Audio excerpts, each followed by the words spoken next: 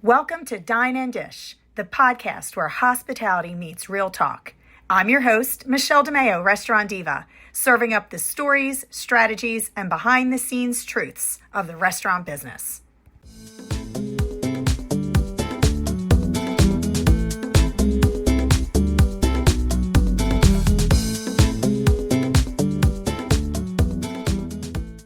All right, well, welcome back for another episode of Dine and Dish. Another week, another episode, lots of amazing things going on.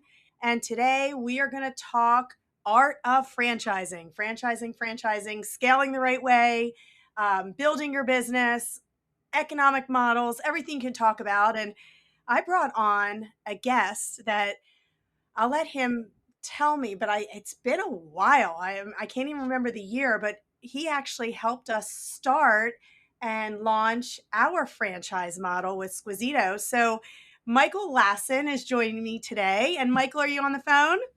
I am. Thanks for Well, having me, Michelle. hello. Wow, it's been a while, huh? Yeah, I was thinking about this. I'm like, how long has it been? It had to be over 10 years. It has to be over 10 years. I was going to say, well, when did you leave your franchise? I mean, it has to be 10 years, right? It has to be something very close to 10 or 12 years Isn't because that I got my, crazy? Where'd the time go? well, I don't yeah, know. Hopefully I'm not aging and it's just the clock going. yeah. I'm just gonna say it's probably the clock going, right? But you look at it, and it's like a blink of an eye, right? It's just everything goes by so fast, and then I look back on what I've been doing, and it's just I'm like, was it really 5 years ago? Was it 10 years ago? Was it 15? Like, how long have I been in this industry? And it's a little crazy to think about. I know. What are you doing these days? You have to fill me in. So you helped us with the whole franchise piece where you came on as franchise sales and helped us grow and bring franchisees into our model. But what have you been doing over the last 10 years? I mean, I feel like I haven't talked Yeah, to you in that long. yeah. I think when I first started, I got in the industry about 17 years, going on 17 years ago, and I started with you. Not specifically with your brand, but that's how I got into with a company where I oversaw a portfolio of clients, whether they be brand new to franchising, helping them guide their the direction of how to become a franchisor and sell their franchises to legacy brands to existing franchisors, and then I took that, after I left that company, it kind of hit me. I just, the entrepreneur mindset hit me again because prior to that, I was in freelancing, owning and operating my own bars and restaurants, and Yeah. I'm always an entrepreneur. And so I started my own, I got in with a franchisor that I actually brought into that company, and I became their second franchisee. So Became you a, came over yeah, to the dark side, did you? I did. Yeah, I You did. split the playing field And on us. I happened to come over to the dark side at the best time in life at end of 2019. Perfect timing, let me tell you. Uh, so I became a multi-unit owner. I had two brick and mortars and a food truck. Was about to open my third store, and then a thing called COVID happened, and so that was interesting. So Yeah. I did that. Michael, I have to tell you, every episode that I've done, I've been doing this podcast now, I think 27, 28 weeks, and every episode COVID comes up in some way, shape, or form. It's whether it affected sales, it affected distribution, it affected pricing. I mean, COVID has turned into like the universal four-letter word, even though it's not four letters, but everybody has brought up COVID at some way, shape, or form. And it's just crazy. Yeah, and it affected a lot of people in a lot of different ways. It was weird to me when COVID happened, and so I had my stores, and being in the Midwest, I just kind of smiled because I was grateful at the time because COVID air quotes didn't existed, right? And so we were able to stay open, and business struggled. Don't get me wrong, but we didn't have to close, and then during that time of my transition, I moved out to Colorado to be with my spouse. So I was a distant operator Yeah. during COVID. And seeing how COVID affected here in Colorado was a lot different and a lot of businesses closed. So, it's like you said, it's not the four-letter word, but it is a word that has Yeah, it's affected changed. everybody. Yeah, affected everything. Yeah, but I think I came out better on the other side of it, stronger, learned a lot, and it kind of propelled my career, honestly, to from after I sold those businesses. Jesus, wow, to over 2 years ago now. Prior to that time, I got into a concept. It's a great concept, but it's a specialty retail. Did gourmet spices and teas, and I'm a big cook. But I Actually, I helped. think there's one of Yeah. those in Annapolis that's It is. I actually opened. Yeah, right, there's right, in north of downtown Laguna. Annapolis. I love Yeah, their teas. Oh my god, I'm a yeah, big tea drinker. Actually, yeah. my daughter turned me on to that place. She's like, "How do you not know about this?" I'm Well, like, I "I didn't laugh know it because existed." I laugh because I was like, "Oh, you're a big tea drinker." I'm like, "No, not at all." So, like, when I went to the office, I had my own cubicle. I brought my own travel espresso maker because I'm a coffee guy. And so it took me I was with the company for going on 5 years. It took me a good 5 years to get used to tea, but what I use a tea for was a lot of brining and cooking, and there's a lot of cool stuff that you can do with it. But, Yeah. yeah, it's a great company that I worked for. I accelerate they were around 30 or so stores when I started. I helped accelerate them to over 100 locations. Wow. Wow, they And have then 100 locations? I don't know now, but they're pretty I would say if they're not there, they're right they I know they have at least 100 sold open. I guarantee Wow. they're, like, right there. Are they So, do they franchise or they're all corporate? no, 100% franchise, and Wow, so, okay. Well, they there have you one go. cor That's what our Yeah, show's about today. it's To all about the franchise or not to franchising. franchise.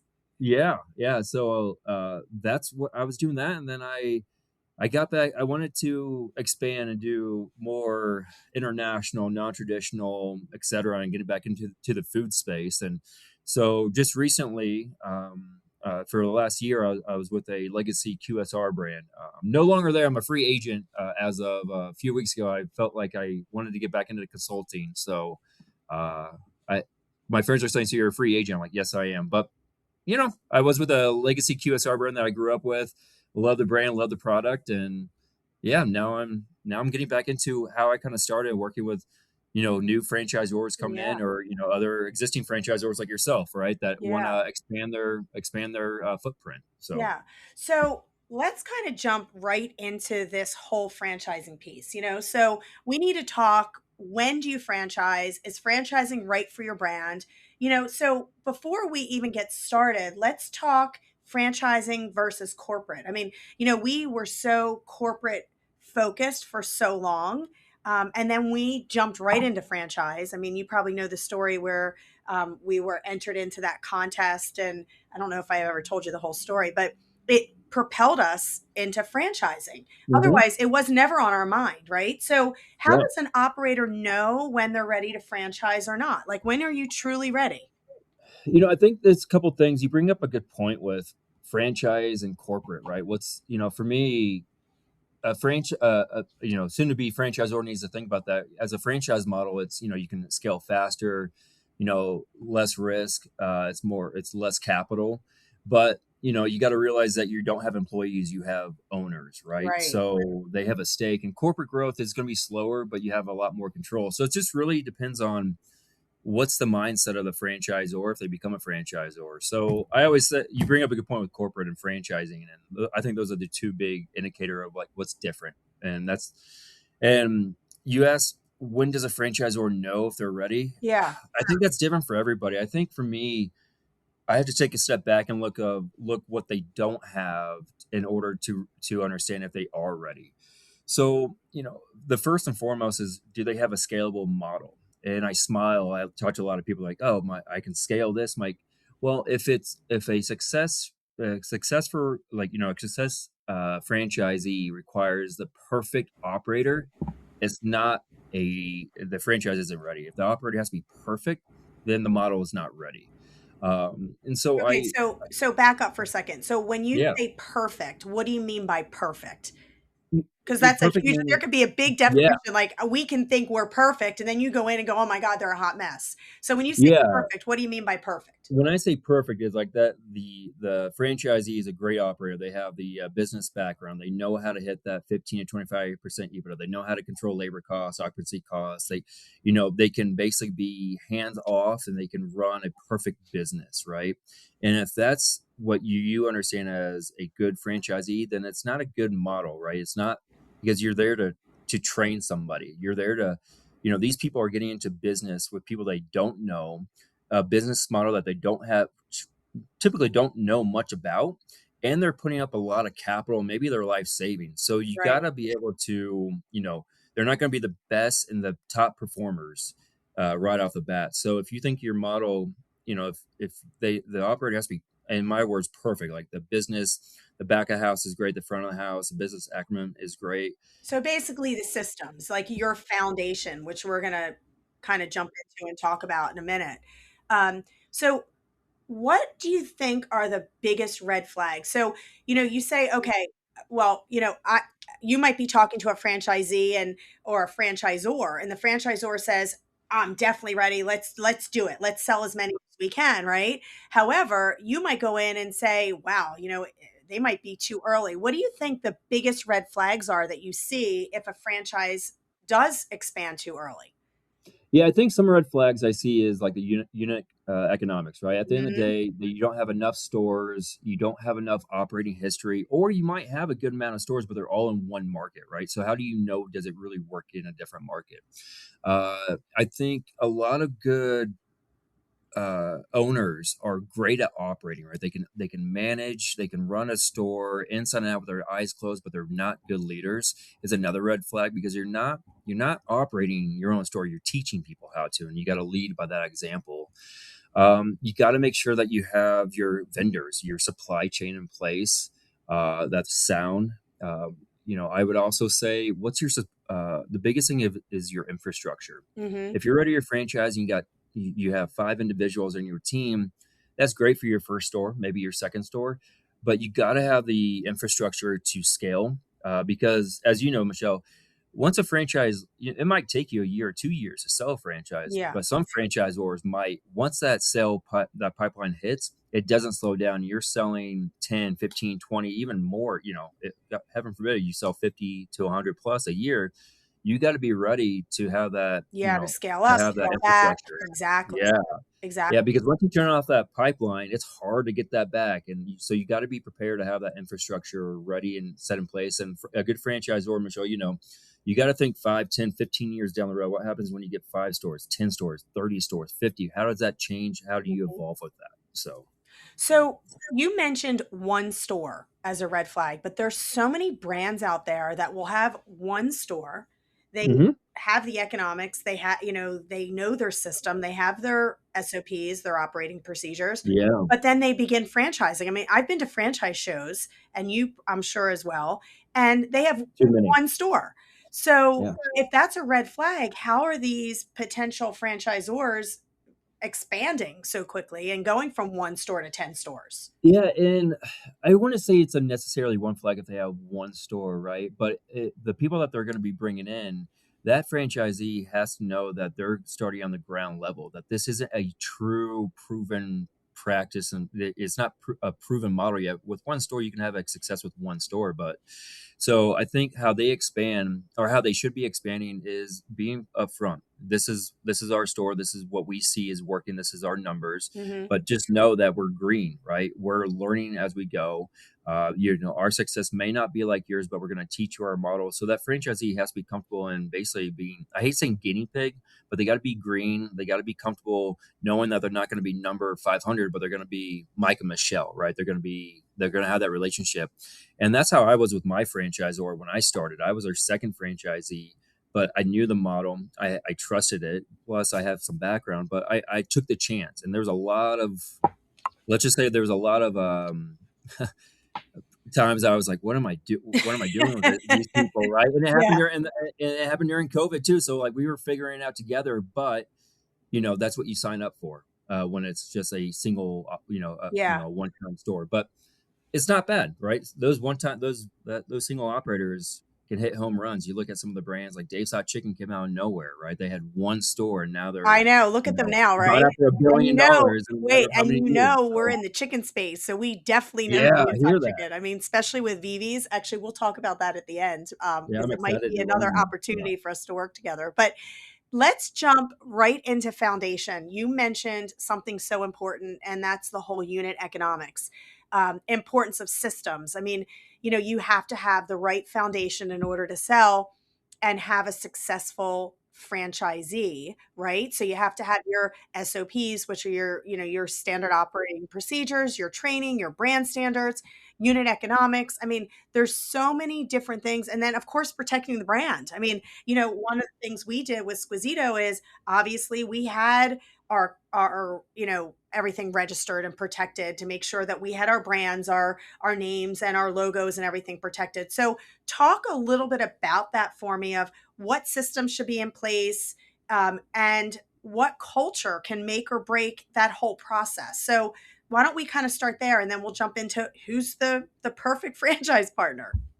Yeah, I think culture is the biggest thing with brands that make or break brands. You can think of a lot of great brands, some that aren't even franchising, like In-N-Out Burger, great culture, great brand. Yes. Chick Fil Oh A, my God, that's Chick a Fil A, that's a right? big Great one. culture. I mean, there's just but culture is a big thing because running the franchisees and the franchisor have to align, right? It's not who has control, who doesn't. If you don't have a good culture, what happens is the franchisor becomes to have more control, and they're not flexible, and they don't want to listen to the franchisees. With a great culture, it's a partnership between franchisor and franchisee. The franchisees feel like they can talk to the franchisor. The franchisor may not agree with them, but they're listening to them. They're open. They're communicating. They're quick to respond, Right. and that just allows the brand to flourish and grow faster. So I think at the end of the day, culture is a big, big thing for brands. It has to be. Yeah. Well, I think culture is so important, not even just in franchise, it's with anything. It's with corporate stores, it's within your own business. I mean, if you don't live and breathe your culture, how can you be successful? And then how can your franchisees be successful, right? Yeah, if you have a weak culture, you're gonna have more conflict. You're gonna have, you're not gonna have retention. People are gonna leave you, and you don't want that, right? Yeah. Especially if you're a franchisee, if the culture is bad, and you can't retain staff. That costs a lot of money to retrain staff and find new people. I mean, it's a full-time job to find people if you can't retain them because of the Yeah. culture, Oh, right? absolutely. So let's talk a little bit. I mean, obviously, it's about money, it's about franchise fees, it's all unit economics. Yeah. So let's understand truly what unit economics mean from a franchise perspective. I mean, obviously, from running a restaurant and a corporate, we know what that means. But Mhm. when you're bringing on a potential franchisee and they're going for their discovery day and they're meeting the franchisor and they talk unit economics and profitability, tell me what you look for. I mean, what's some talking points and what do you feel a healthy franchise financial model really looks like? Yeah, that's a whole conversation That's to a have, but loaded yeah, loaded question, that's a huh? loaded question, but to sum it up, I put it in the perspective of if I'm a franchisee coming in and you, Michelle, are trying to sell me, right? What am I gonna be looking for when it comes to the numbers is, what's the EBITDA? What's my net profit, right? For most stores, and correct, every store is different, but if I'm not doing at least 15, 25% in a restaurant space, I don't know if this is for me, right? If I can't have my cash on cash return being, I would shoot for 3 years. 5 years is normal, but a lot of brands now are shooting for at least 3 years to make their money back. You got to have good labor. You got to have good cogs. You got to have good labor costs, good food costs, the occupancy, your operations. It all has to be standardized for the franchise model, and it has to make sense, right? And so those are like some big high ticket items I would be looking at are, what's my rate of return, what's my EBITDA for each year, and then Mhm. what's going to be my cogs, my labor costs, when it comes to the financial aspect of it. But as a franchisor, there's a lot of things that the franchisor should be looking for. They should be looking at exactly what I just mentioned, right? But they also need to be looking at, what's the same store sales quarter over quarter, year over year? Is it increasing? Is it decreasing? That's a big indicator. Mhm. If they're looking to grow, is it, after 5 or 10 years, what's your retention? Are franchisees renewing? Are they staying? Are you net positive in the growth? Or are you having a lot of franchisees looking to sell or close? I mean, those are other indicators that, you as a franchisor would be looking at when it comes to the outside looking in, not so much the operational aspect of, like, the gold standard, cleanliness and everything else. Yeah. You know, also, I truly believe it's the brand. Oh god, yeah. When we worked together, we were really focusing on Squisito. And, the first question I always asked everybody every time we went to a discovery day, the first thing I asked them is, why do you want to be in the restaurant business? Always ask that. It's Right? the hardest industry. Hard. Everybody thinks it's like normal off Cheers. Like you're just gonna go It's set a bar. not. It is It's the the hardest hardest. business, right? I mean, the restaurant business is so unique, So but hard. I really believe from a franchise model, you have to pick a concept that is easy and cookie cutter, where you can open and One hundred open and percent. open and open, and you don't have a full kitchen. And that's one of Yeah. the things I kind of want to talk about and get into, the fast casual versus full service, because Squisito really is that hybrid. It's that full service dining experience in a fast casual setting. So when we were looking for franchisees, we really wanted people that had restaurant experience and kitchen experience and hospitality experience, because they had to know how to handle chefs and lines and pizza men. Yeah. Whereas you open a concept like we just started, and I'll have to fill you in on Vivi's, but Yeah. I'm excited to learn that. Yeah. yes, it's so easy. It's 900 square feet. It's 1,000 square feet. It pumps that Has to be. volume, and it's easy. You don't need kitchen people. You don't need pizza men, and that's where you talk about, okay, do you do fast casual more than you do full service? And that was one of the challenges we had. So when you bring franchisees in and you're sitting down and talking to them, it's really choosing the right model for that franchisee. If that franchisee worked in the kitchen, worked in the restaurant business, they owned other concepts, or they were managers, that's great for a concept like Squisito. But if they didn't, then they need a concept that's easy to scale and easy to run, Yeah. right? And my last brand, we had a minimum of 5 or more stores, right? They had to have restaurant experience. They had to take over markets and territories. But that's what happened when you get to a larger brand. That's what they look for. But you're absolutely right. When it comes to restaurants, I think everything's evolving, and I think it's a revolving door when I think about franchising and restaurants, right? 30 Yeah. years ago, everybody loved delivery. Everybody liked to have pizza around the table. They liked to stay in. And then after that, it became TGI Fridays, right? Everybody wanted to get out of the house, but still be around the family and the kitchen table, but somewhere else. And then got to fast casual and QSR. And I think it's always going to evolve that way. But where the trends are headed are definitely, it's going to be more fast casual over QSR in my opinion, just Yeah. because the square footage is a lot. Square footage is, I mean, let's be honest, especially where you guys are at. I was looking at a franchisee in New York City, 65 to 85,000 a month, right? Just Oh, for for yeah, sure. Well, right. it's funny. We So were looking. Wait, not to cut you off, but we were yeah, looking at please. locations in New York City, and we did a whole tour about 2 years ago, and I think the number was $1 million everywhere we went. It was like, I know, every location we went to, I said, let me guess, $1 million a year in rent. I mean, it was like $1 million, $1 million, $1 million, Yeah. because the rents are so high, but you also have such high volumes and foot traffic. Hmm. And one of the things that you brought up was so important. You don't need 3,000 square feet anymore. You don't. You need a space 1,000 square feet, 1,500 square feet. You need the dollar per square foot to be really high, not Yeah. empty space. It's funny. I think that the time has changed so much. I mean, when we started, we were looking at 3,000 square feet. Now for Squisito, we're looking at 2,000. Vivi's, we're doing a store right now in Hoboken.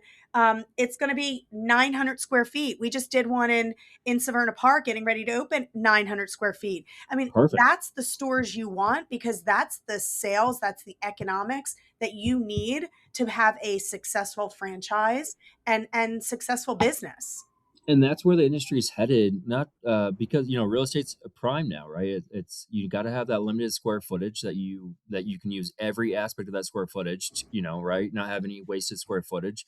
But going back on the fast casual is you're really looking at I say perceived quality, right? Because most the customer now, they want in, they want out, they want to have a loyalty, they want to have a mobile, they're younger, they know what they want, and they have a perceived idea of what that quality is, Right. whether it's there or not. And typically with fast casual, your ticket averages are going to be higher, and hopefully your margins are stronger than the QSR, because QSR spaces, although they can get into those 900 square feet and they're going to the kiosk model, a lot of them are still drive through. They still need a acre land, and since COVID, which is crazy. A lot of a lot of the QSR brands are more, over 60% drive through now. So they have to have that, where fast casual, like you said, you can go you can go in inline, end cap, 900 square feet. You can go into the airport, non-traditionals. There's a lot you can do at a better price point with with a fast casual over a QSR or full service, and cheaper labor, not cheaper, sorry, lower labor, because Yeah. and more of a fixed high quality menu rather than having a large menu item and more SKUs. So there's a lot that you can take advantage with fast casual. Oh, yeah. And a lot of these smaller locations are just like you said. I mean, the one we're doing in Hoboken is right on the middle of the street. It's a small little space. No seating because it's so small. You don't have any, it's all Yeah. carry out, third party delivery, pickup. So 1,000%. I mean, you don't need these big spaces anymore. I mean, we're going smaller and more effective and more efficient, right? Yeah, and it all depends about your clientele, right? Your restaurant, you two are restaurateurs, right? You guys had phenomenal, gorgeous restaurants, and some of the I still tell you this, and not sure giving Every you time ego. we You guys talk, still you have the get best hungry. food. You guys still have the best bolognese. I love it, but those are you have that clientele for that, right? But if you're looking to scale, it's a lot smaller and a lot harder to scale that when you can get to a fast casual, and that's really up to the franchisor how they want to scale and what their exit strategy is. Do they want to do this full time, or are they looking for a buyout? Right. So Yeah. Yeah. So let's jump right into finding that right franchise partner. Who's the ideal franchisee? Do you look for a profile? Do you look for somebody that has more money and more funding and more capital? Is it multi unit versus single? Like you mentioned earlier, they might put up their life savings for one store. I mean, is that somebody you really want that's going to only do one store? Or do you look for somebody like you just mentioned a couple minutes ago where they have to have five stores? I mean, what's that perfect partner that you're searching for when you're doing the screening process for these companies? just show me the money. That's all I care about. No, I'm joking. No, honestly, every brand's different. Every brand has to have an idea of what their ideal franchisee is. And my thing is this is when you're looking at larger brands, they know their ideal franchisee is multi-unit. They have to have a background, operating background. They have to have other businesses that they've done this before, right? That's very, but most franchisors don't make it over, I think what 90% of franchisors don't even make it to 100 stores, right? Mhm. So, Oh, we know. when, We've yeah, had our yeah, share of challenges with yeah, growing and and a lot of setbacks and franchise, growing and yeah, and a lot of franchisors, God, I probably worked with over 50 or so in my life, where the first franchisees are going to make or break you. They're going to you want the best. So my ideal franchisee, if you're starting out, let's just start. If you're starting out, or I would say they have to align with your values. They have to be communicative. They have to be able to follow the practices and procedures that you line up. Like, give them the guardrails, let them kind of have some autonomy here and there, but they got to be able to follow the process and that you provide to them. So I'd be very, very strict starting off. Now the money is big too, right? You want to make Mhm. sure that that not only do they have enough to open, but do they have the working capital? And my biggest thing is this: what happens if it goes wrong? Are they going to survive? Are they going to be able to retire still? So that's a honest conversation that you have with them, right? You're not trying to Yeah. sell everybody, but you're trying to lay everything out so they know if they're putting their life savings into it, that this isn't a guarantee, right? It falls on you, but we're here to help Yeah. you. Yeah, I think every brand's going to be different what their ideal franchisee is. But in short, I truly believe that the ideal franchisee has to align with the franchisor's value, make sure that they're a good cultural fit, and that are open, they're communicative, that they'll follow the processes, procedures that you set in front of them, right? So if I was a franchisor, especially if I'm starting off, I'd be very strict on who I bring to become a franchisee, because at the end of the day, if the relationship's strong between you two, that franchisee is going to be the best sales tool that you have to sell more, because everybody's going to want to talk to those franchisees. If they're not a good franchisee, they're not going to validate well, and it's going to be really hard for you to sell franchises. Now, as you grow larger, my perspective is, after you get to 10 or more stores, I would never turn down a multi-unit, right? Right. Because I would never turn that down.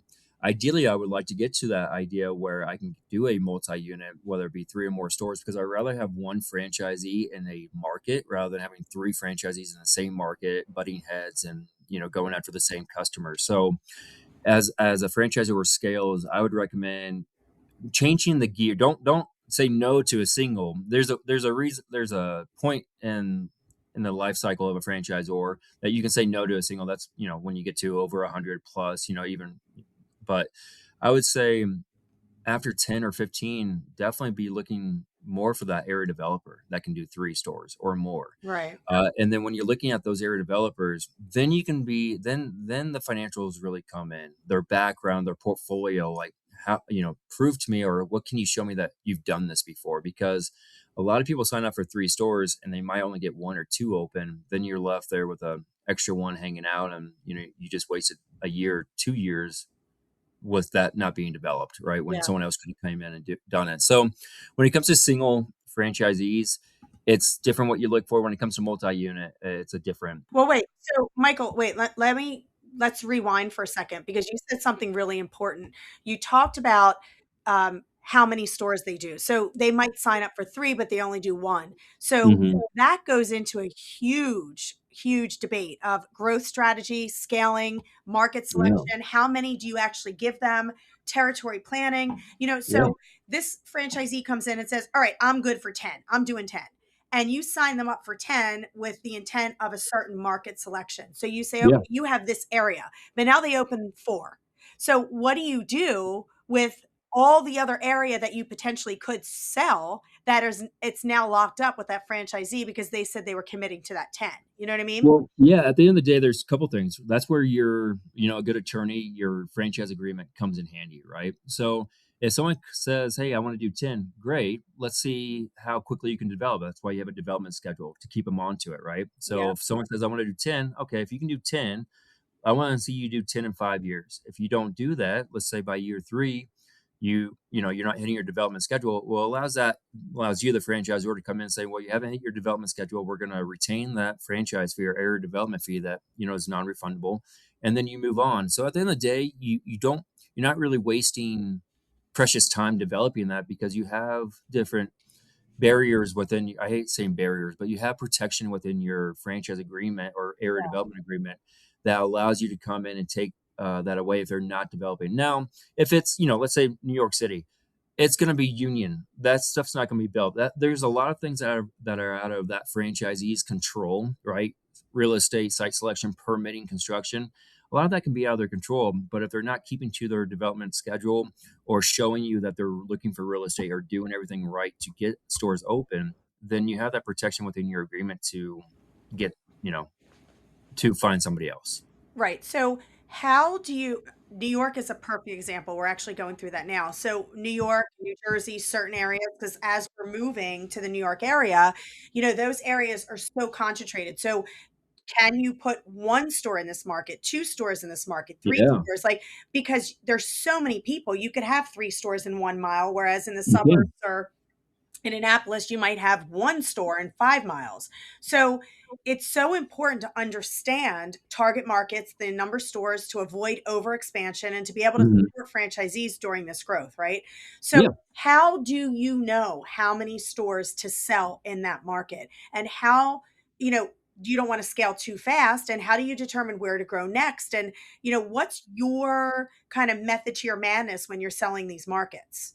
Yeah, I think I'll hit on, how do you know where to go next? I think that's where I would always start, is if I'm the franchisor, why would you want to be in New York and sell something in Seattle? Are you going to fly just for one person, right? It doesn't make sense. Right, So when you're right. looking to scale with, especially with a new franchise, I would want everything to be within a driving distance or a very, very quick flight, right? For me to get to that franchisee. I would like them to be as close to my corporate location or my headquarters as close as possible, so I can make it to them within 30 minutes to an hour, right? So scaling is, if you're looking, I would start immediately around where you're located in surrounding states. Now, as you explore those surrounding states and you're expanding, then I would expand into different markets. Now, when other franchisors are looking to go out west, That's great. Like, let's just say they're in New York and they want to go out west. Well, that one or two franchise partners out there, they're going to have a lot more cost when it comes to shipping for your product and everything else. They're going to have longer lag times. It's going to cost more for them. So you really got to be strategic on if you're going further away from your initial, headquarters. What does that look like for that franchisee? Are they going to be struggling because of the additional cost for the shipping? And you have to remember, Michael, what about the support of vendors, Exactly. deliveries? It's not even just the support from the franchisor, it's do they have the ability to deliver the products so they have the same consistency that they would have around their headquarters? And what support from a vendor perspective can they, Yeah, and how is can there a you support that distribution vendor, ship like a right? Cisco or something out there that can hold the foods, and how long are they gonna hold the food for, right? And if they're gonna so there's a Right. lot of things that, franchisors need to think about. So if I was a franchisor, I would start local and grow from there. Now, there might be hot there's and there's we all know this, there's difficult states to work with when it comes to regulations and everything else. Oh, and we're headquartered in Yeah, one of no, them. yeah, actually, your headquarters in one of them. Maryland and Virginia are the 2 hardest franchise states. Yep, Yay and then us. you picked one of the hardest markets in the world to do business in New York. So I think you're just trying to I think you're just gonna prove a point saying, Yes, that's our challenge, right? I'm always doing things the I hard way, know, I Michael. know. It's like if you're doing it, but if you can prove that it works, then you can say, "Hey, if we can do it here," it's like that sign. If we can make it in New York, we can make it anywhere. So, and Yeah, it's true, you really can. So, and then when it comes to, when it comes to how many locations in a market, there's a lot of third parties that you can reach out to, real estate companies, CBRE. That's just a very large one. I'm not saying yes. they're the best or the worst or anything like that. Just example, but they can do a site analysis for you. They can look at your current location and see where's the foot traffic at, where's the car traffic, how many of those people are actually. It's kind of freaky where you can be tracked by your phone now and everywhere you go, but that's how you can determine what the foot traffic needs to be or the car traffic needs to be and how many people are you going to get into this, what you're, where you should be, like what restaurants and competitors should you be by, right? So there's a lot of different Yeah. companies out there that can do that for you. And then when you get into heavily more dense areas, like let's just say New York City, you're not going to do radiuses, right? Or miles. You're going to do blocks, right? So that's what you're gonna Exactly. be looking at, but when you get to more suburban or rural areas, yeah, then you can do a mile, 2-mile radius, etcetera. That makes sense, but it just really depends, and I think that's why a franchisor needs to have experience. They need to have they gotta understand what their clientele is for their first locations, because if you don't know your clientele and what the demographics, etcetera, then how are you gonna tell the franchisees this is where you need to be at? Yeah. So, you mentioned 2 things. The first thing you talked about FDD, franchise agreements, your legal compliance, which we're not gonna get into today because that's a whole show in itself, and I would love to have you back so we can actually talk franchise disclosure Yeah, documents definitely. and all the legal guardrails. But you mentioned something so interesting. You said how people can track you based on your phone Mhm. and technology. And I want to just talk 2 minutes on technology and AI and this whole shift and, what you really think technology and AI and how it plays into franchising for 2026. Yeah, I think as it comes to operating, right? When it comes to if you're a franchisee and you're operating, there's a really cool technology out there now where AI is taking over drive-throughs, right? They're you AI is taking I over know, I everything. know. I mean, I use it for my business. I don't think there's gonna be any industry that doesn't deal with Yeah, AI no, at some exactly, point. and it's it helps my business and everything, but I think you gotta if you're gonna utilize it, you gotta jump into it. You gotta fully embrace it, but, a lot of these new modern brands and even legacy brands, they're diving into technology. They have to. That's where the generational, gap is, right? Where the younger Mhm. generation is they grew up on screens. They it has to be mobile friendly. They want the loyalty program. They want to be able to order it and they want something at their fingertips immediately. And if you're not in that direction of how you're going to approach using that generation, you're going to lose a lot of customers. And so operationally, AI is everything. You can do autonomy. You can do your drive-throughs. I've seen was it Qdoba or Chipotle? Now they do drones where there's companies out there that you can literally have a drone drop the food from 100 yards in the air to your front door. Oh, It's it's crazy. crazy. Yeah. Um, Well, I'll tell you what, the little third party little robot cars, they're crazy. Have you seen yeah, those I yet? usually see them on the side of the road on the side, Yes, on the Yeah. sidewalks. It's crazy. We were driving, through Jersey City and New York. I brought it up in the last couple shows, and they're like these little boxes on wheels, and they know when to cross, when to stop, so they don't get hit by Yeah. cars. It's Well, even for I don't you as know. a franchisor training, there's a lot now that you used to have to do a lot of in-person training. Well, now you can do it remote. There's a lot of headset or RV, not RV, but digital training that you can do with a headset. Yeah, like Yeah, yeah. AV, yeah, where And they I put headsets, watch Yeah, you videos, can teach YouTube somebody videos, whatever, how yeah. to make a burrito, before they even come to your on-site training. So I think technology is limiting, or it's allowing people to train faster. Um, I say cheaper because you don't need the staff to do it. No, but that's interesting. Back up for a sec. That's interesting because, if you think about sending somebody videos and they're watching it before they even come to training, and you have proprietary recipes, I mean, that's kind of an interesting legal conversation later because now they have these videos, they have your recipes, they know how to make it. How does that play into, the whole proprietary privacy question? That's a good question. I'm not an attorney though, so You know what I no, I mean? get But what you're think about saying though. that. It's all Like, you proprietary. have Yeah. these, you're In-Out Burger, you're, these big companies, and they say, "Oh, you got to keep recipes and your secret safe with me," or like Mother's Cheesecake, where they'll die with the recipe. And now you're giving them a video and it's showing them exactly how to make it, and they're sending it to them. And hey, watch this before you come to training. I think You at the know? end of the day, franchisors, when I say make it, it's more so you're not teaching them the recipe or anything, right? You're teaching them how to do, if you're a line, how to train your staff on the Yeah, line, I guess right? how to How to put put it it together.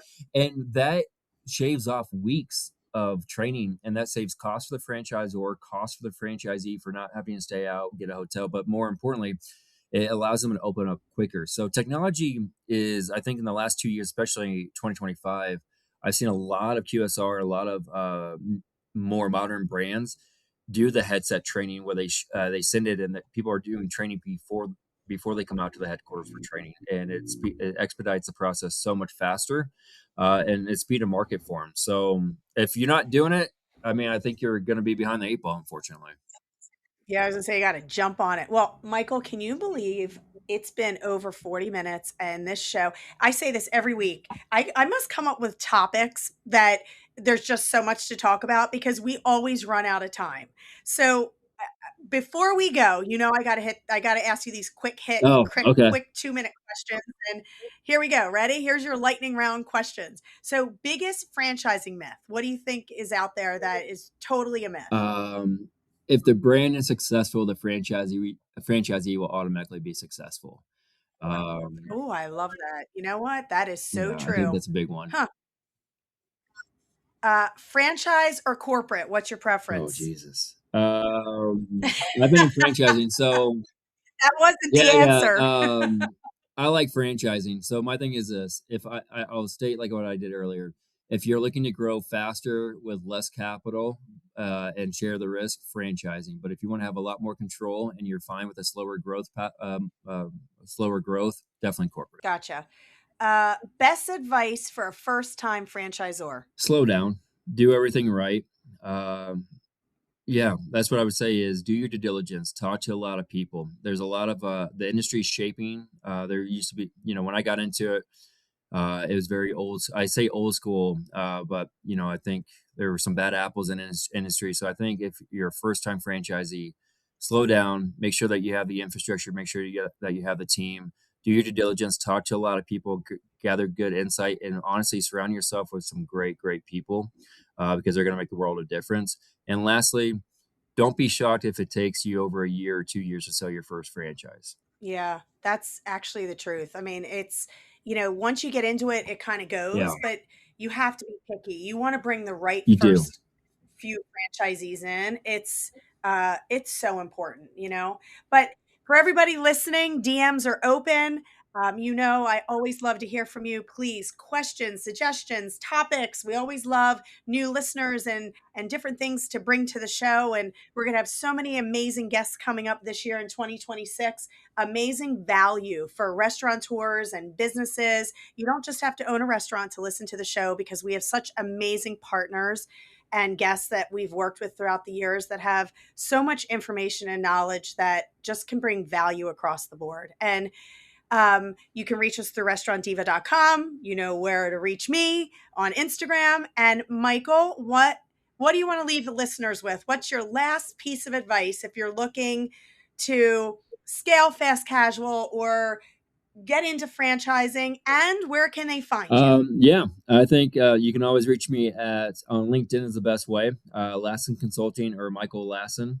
You can reach me on LinkedIn is the best way to reach me, or you can reach me at mlassen2, G as in go, D as in dog at gmail.com. So Great. And when the show goes live, we'll make sure that we tag you and we put the information in, because I'm sure if anybody has any questions, they might want to reach out to you for franchising. And Michael, once this show goes live, I'm going to call you, because with Vivi's Chicken and Mac, Janar's already saying, we should franchise. This is much oh, easier. I would love to talk to you guys about what you're doing, and Oh, you will love this concept. You need to come down here. First off, you need to eat the food. Jannar worked 2 years on the recipes and the menu, and I think he ate his way through every state of different chicken and different mac and cheese. And I will tell you, well, it's the I've never best. not had And anything good from him, and I'd be happy to eat as much as I yeah. can. Well, this concept is super cool. It's scalable. It's easy. You could do so many of them. It's not a huge investment. And,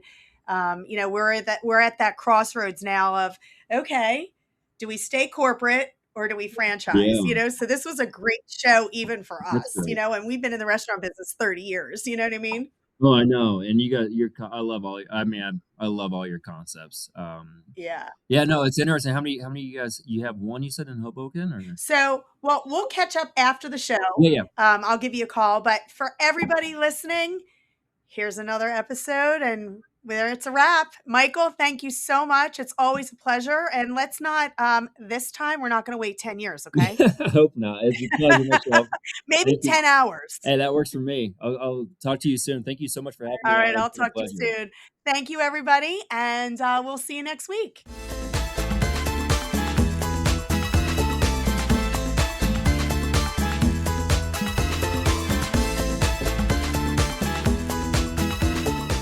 You want to know exactly what you're putting in your body and why it's there. Well, at Ritual, we have those same ultra-high standards, which is why we've invested $5 million in clinical studies and why every ingredient we use is traceable, science-backed, and formulated by dietitians. From our best-selling vitamins to our 3-in-1 gut support. Get 25% off at ritual.com/podcast. These statements have not been evaluated by the Food and Drug Administration. This product is not intended to diagnose, treat, cure, or prevent any disease.